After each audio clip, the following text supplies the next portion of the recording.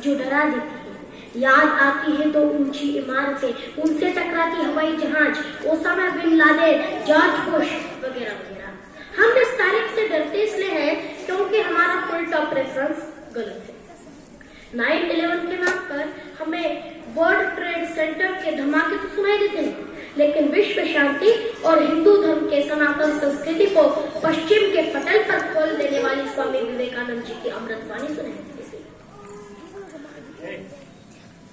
स्वामी जी के शिकागो भाषण की तारीख भी है 9/11, 11 सितंबर 1893। क्या था वो भाषण जिसने अमेरिका को ही नहीं पूरे पश्चिम को भारत का ओरी बना दिया था? क्या थे स्वामी जी के वे पहले 5 शब्द जिन्हें सुनते ही 7,000 लोग खड़े होकर 2.5 मिनट तक मंत्र मुग्ध तालियां बजाते थे? और क्या सिखा दुनिया ने उस स्पीच से जो दुनिया के सर्वश्रेष्ठ व्याख्यानों में से एक गिना जाता है? मेरे लिए 9/11 का मतलब है नरेंद्र, और आपके लिए, संपूर्ण भारत के लिए 9/11 का मतलब सिर्फ नरेंद्र ही होना चाहिए और कुछ नहीं।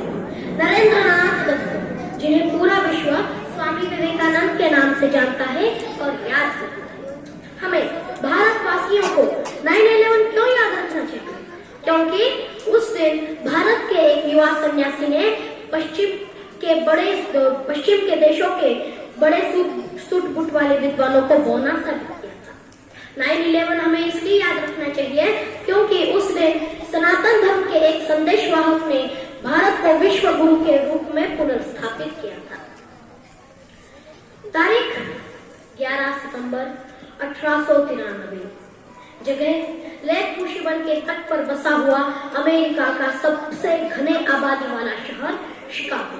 अवसर विश्व धर्म संसद। पात्र दुनिया से आए हुए अलग अलग धर्मों के अलग अलग देशों के अलग अलग प्रतिनिधि।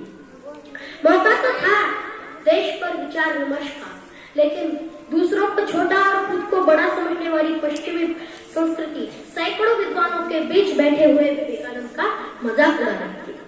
बड़ी बड़ी बातें करता है भारत, खुद को विश्व की प्राचीनतम सभ्यता समझने वाला, बात बात पर उपनिषद और वेद खोल देने वाला भारत, जहाँ बात मुकाबले की बारी आई तो पीछे हट गया। लकड़ी का सिपाही जंग करने भेज दिया। ये तो हमारी तर्क की पहली तलवार का एक वार भी सह न सकेगा, चटक जाएगा। स्वामी जी अलग अलग देशों के अलग अलग विद्वानों को एकाग्र होकर सुनते रहे।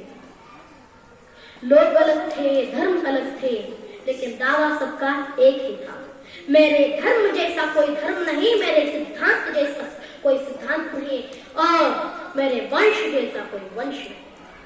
थोड़ी देर बाद विश्व धर्म संसद में स्वामी विवेकानंद जी का नाम करा गया। उस वक्त उस स्वामी विवेकानंद की उम्र थी बस 30 साल। 30 साल का ज्योतिपुंज था, ज्ञान पुष्प की सुवर्णपुंज था, मस्तक पर अंगुली रेखा, चकित रह गया वो जिसने देखा, शब्द सुदर्शन धारी था वो, देवदूत अवतारी था वो। स्वामी जी मंच की तरफ अकेले नहीं आए, उनके साथ भारत की सनातन संस्कृति और लाखों वर्षों का इतिहास भी मंच तक आ पहुंचा। स्वामी जी माइक तक पहुंचे तो लेकिन कुछ बोले नहीं। कुछ ताइयों ने उपहास किया। This is what was called for.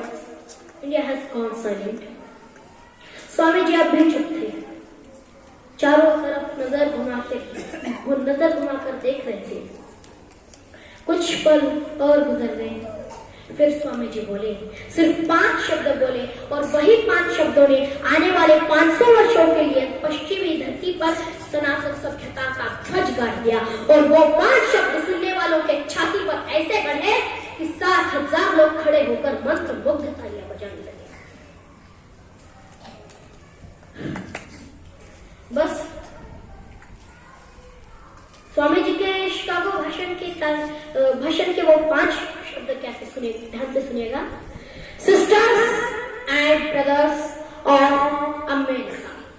7,000 लोग मंत्र मुग्ध रह गए, जैसे जादू देख रही हो, जैसे ईश्वर की आवाज सुनी हो, जैसे आकाशवाणी हुई हो। 2 मिनट तक तालियां बजती रही जब तक स्वामी जी, बल्कि अभी तक स्वामी जी ने कुछ कहा ही नहीं। अब कहने वाले थे। ये 5 शब्द इतने मर्मस्पर्शी और इतने अविस्मरणीय इसलिए हो गए थे क्योंकि शब्द किसी व्यक्ति के मुख से नहीं तो सनातन संस्कृति के मूल से उपजे थे। आया निजमा परम वेदी गगना परम चेदी लघु चेत साम उदार चिंता नाम वसुधैव कुटुंबकम। ये अपना भाई नहीं, बंधु नहीं। इस तरह की गणना छोटे हृदय वाले लोग करते हैं। बड़े हृदय वाले लोगों के लिए, उदार हृदय वाले लोगों के लिए तो संपूर्ण धरती ही उनका परिवार होता है।